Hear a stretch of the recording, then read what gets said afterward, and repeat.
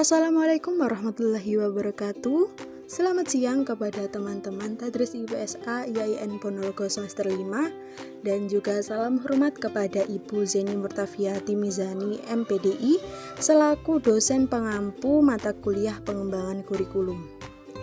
Pada kesempatan perkuliahan kali ini, kami dari kelompok 12 sebelumnya perkenalkan, nama saya Hanifah Septianasari, NIM 208190022, dan teman saya Hasnadila Rihadatul Aishi, NIM 208190023. Pada pertemuan kali ini, kami akan mempresentasikan hasil diskusi kami, yaitu dengan tema pengembangan rencana pelaksanaan pembelajaran atau RPP. Oke, untuk selanjutnya silahkan simak video kami sampai akhir ya. Pembahasan yang pertama kita awali dari pengertian RPP. RPP merupakan kepanjangan dari Rencana Pelaksanaan Pembelajaran. Jadi rencana atau perencanaan sering disebut dengan istilah planning, yaitu persiapan menyusun suatu keputusan berupa langkah-langkah penyelesaian suatu masalah atau pelaksanaan suatu pekerjaan yang terarah pada pencapaian tujuan.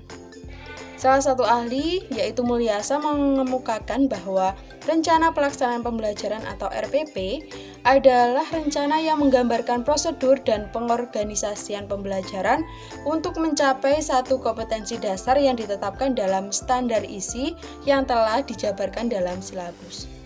Kemudian, menurut peraturan pemerintah atau PP nomor 19 tahun 2005 pasal 20 yang berbunyi bahwa perencanaan proses pembelajaran meliputi silabus dan rencana pelaksanaan pembelajaran yang memuat sekurang-kurangnya yaitu tujuan pembelajaran, materi pembelajaran, metode pembelajaran, sumber belajar, dan penilaian hasil belajar. RPP merupakan penjabaran yang lebih rinci dari silabus dalam upaya mencapai kompetensi dasar atau KD. Jadi, setiap guru pada satuan pendidikan berkewajiban menyusun RPP secara lengkap dan sistematis agar pembelajaran berlangsung secara interaktif, inspiratif, menyenangkan, menantang, memotivasi peserta didik untuk mampu berpartisipasi aktif, serta memberikan ruang yang cukup bagi prakarsa, kreativitas, dan kemandirian sesuai dengan bakat, minat, dan perkembangan fisik serta psikologi peserta didik. RPP disusun untuk setiap KD atau subtema yang dapat dilaksanakan dalam satu kali pertemuan atau lebih. Guru merancang RPP untuk setiap kali pertemuan yang disesuaikan dengan penjadwalan di satuan pendidikan tersebut. Lalu, dari kesemuanya dapat diambil kesimpulan bahwa rencana pelaksanaan pembelajaran atau RPP merupakan rencana yang menggambarkan prosedur dan pengorganisasian pembelajaran untuk mencapai suatu kompetensi dasar yang ditetapkan dalam standar isi dan dijabarkan dalam silabus. Ruang lingkup rencana pembelajaran paling luas mencakup satu kompetensi dasar yang terdiri atas satu indikator atau beberapa indikator untuk satu kali pertemuan atau lebih. Lanjut pada subbab tujuan dan manfaat dari pengembangan RPP. Perencanaan pengajaran memainkan peran penting dalam memandu guru untuk melaksanakan tugasnya sebagai pendidik dalam melayani kebutuhan belajar siswanya. Perencanaan pembelajaran juga dimaksudkan sebagai langkah awal sebelum proses pembelajaran berlangsung. Lalu dalam pengembangannya, rencana pelaksanaan pembelajaran atau RPP memiliki beberapa tujuan, yaitu yang pertama, mempermudah, memperlancar, dan meningkatkan hasil proses belajar dan mengajar. Lalu yang kedua, dengan menyusun rencana pembelajaran secara profesional, sistematis, dan berdaya guna, maka guru akan mampu melihat, mengamati, menganalisis, dan memprediksi program pembelajaran sebagai kerangka kerja yang logis dan terencana. Lalu sementara itu, manfaat perencanaan pengajaran dalam proses pembelajaran mengajar ada beberapa poin, yaitu yang pertama, meningkatkan kemampuan guru dalam merancang pembelajaran sebagai bagian dari kompetensi pedagogik yang harus dimiliki oleh seorang guru. Yang kedua, proses pembelajaran yang dilakukan akan lebih terarah karena tujuan pembelajaran, materi yang akan diajarkan, metode dan penilaian yang akan digunakan telah direncanakan sebelumnya dengan berbagai pertimbangan. Dan yang terakhir yaitu meningkatkan rasa percaya diri seorang pendidik pada saat pembelajaran berlangsung karena seluruh proses sudah terencana dengan baik. Lalu subbab selanjutnya yaitu fungsi pengembangan RPP. Adapun dalam pengembangannya, rencana pelaksanaan pembelajaran atau RPP memiliki beberapa fungsi, yaitu yang pertama, sebagai petunjuk arah kegiatan dalam mencapai tujuan. Yang kedua, sebagai pola dasar dalam mengatur tugas dan wewenang bagi setiap unsur yang terlibat dalam kegiatan pembelajaran.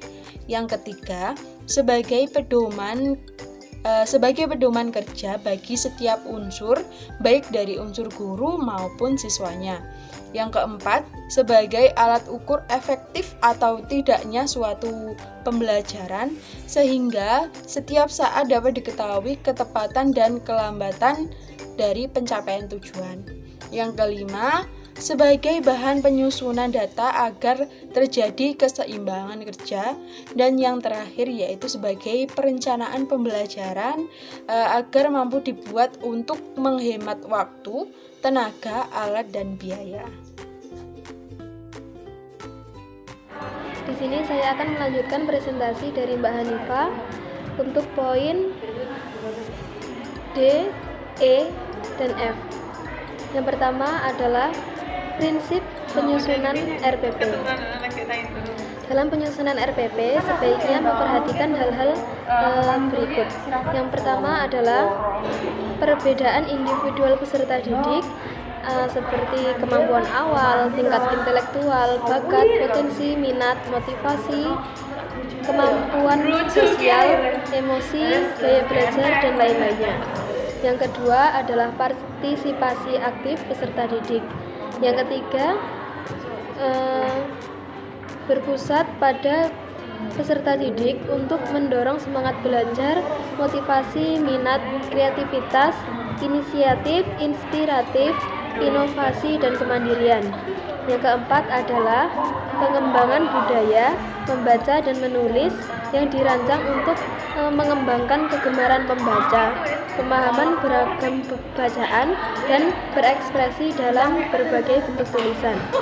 Yang kelima adalah pemberian umpan balik dan tindak lanjut RPP yang memuat rancangan program umpan balik positif, penguatan dan pengayaan serta remedi. Yang keenam adalah penekanan pada keterkaitan dan keterpaduan antara KD, materi pembelajaran, indikator, pencapaian, kompetensi, penilaian, dan sumber belajar dalam satu kebutuhan pengalaman belajar. Yang ketujuh adalah mengakomodasi pembelajaran tematik terpadu, keterpaduan lintas mata pelajaran, lintas aspek belajar dan keragaman budaya. Dan yang terakhir adalah penerapan teknologi, informasi, dan komunikasi secara terintegrasi, sistematis, dan efektif sesuai dengan kondisi dan situasi. Untuk poin yang selanjutnya adalah ruang lingkup dan komponen dari RPP. Untuk ruang lingkup RPP yakni mengenai pemahaman konsep serta penerapannya. Sedangkan untuk komponen dari RPP yakni yang pertama, identitas mata pelajaran. Identitas mata pelajaran ini harus mengandung identitas yang jelas. Yang kedua adalah komponen dasar yang sesuai dengan kurikulum. Yang ketiga adalah standar kompetensi yang harus sesuai dengan kurikulum. Yang keempat adalah indikator pencapaian kompetensi yang juga harus mengandung kata-kata operasional yang dapat diukur. Yang selanjutnya adalah tujuan pembelajaran. Nah, tujuan pembelajaran ini harus mencakup 3 ranah belajar. 3 ranah belajar tersebut yaitu kognitif, sikap, dan psikomotor. Yang selanjutnya adalah materi ajar yang diberikan pada peserta didik harus sesuai dengan tingkat perkembangannya. Pengorganisasian materi harus menarik agar mampu mendorong siswa untuk belajar. Yang selanjutnya adalah alokasi waktu harus sesuai dengan keperluan setiap langkah. Lalu metode pembelajaran yang tepat. Kegiatan pembelajaran harus memperlihatkan proses yang mengaktifkan siswa dalam mencapai 3 ranah belajar tadi. Selanjutnya adalah penilaian hasil belajar yang mengacu pada tujuan pembelajaran. Dan yang terakhir adalah sumber belajar yang menggunakan berbagai macam sumber belajar. Dan untuk yang poin terakhir adalah format serta contoh RPP dapat dilihat pada makalah yang telah saya cantumkan di situ.